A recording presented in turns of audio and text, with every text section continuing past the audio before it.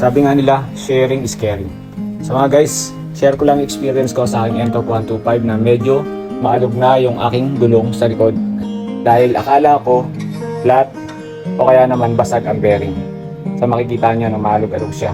So madalas naman ina-adjust ko siya, pero talagang after ng ilang kilometrong biyahe, babalik ulit siya, mararamdaman ko na may konting wiggle ang aking takbo. Kaya dinala ko na siya sa shop para palagyan siya ng lock washer. So yun lang pala yung magiging remedyo niya. So dinala ko siya sa shop dahil wala akong tools na pambaklas sa nut, which is kailangan kasi rito talaga malakas yung pwersa. So kanina ginamitan ko siya ng adjustable wrench kung saan nahirapan ako, then nagasgas ko pa yung aking rim. Kaya dinala ko na siya sa motorcycle shop. So kala ko talaga ang una padalas flat yung gulong ko sa likod o kaya mahina yung hangin. Hanggang sa nagkamag ako baka basag na yung bearing, kaya minsan dinala ko siya sa isang motorcycle shop.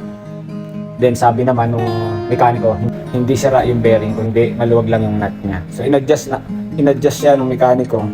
Kaya lang ang nangyari, ilang kilometro tatakbuhin ko, gano'n na naman siya. Sabihin talaga may naglulus na sa kanya. So may nag-advise sa akin na dapat lagyan ko siya ng lock washer. So yan, bumili ako ng lock washer for only 8 pesos. Yun lang pala yung makakasagot sa aking problema. So kinabit siya dito sa may motorcycle shop. Then after nun, nawala na yung wiggle ng aking gulong. So yun, akala ko lagi akong napaplat or lumalambot yung gulong. Then akala ko rin basag yung bearing. So yun, makakatulong sa inyo to guys. Try nyong check lagi yung nut nyo. Baka same lang tayo ng problema. So yung Ntorq 125 ko is almost 2 years na, no?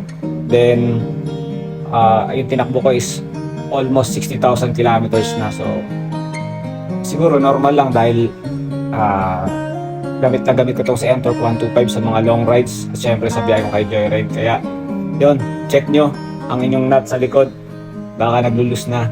So kailangan nyo lang yung lagyan ng lock washer. So yun lang, share ko lang yung experience ko.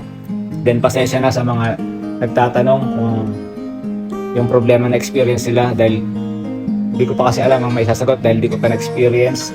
Kaya ang sinishare ko lang yung mga na-experience ko about sa aking unit na Ntorq 125. So yun lang, ride safe everyone, maraming salamat.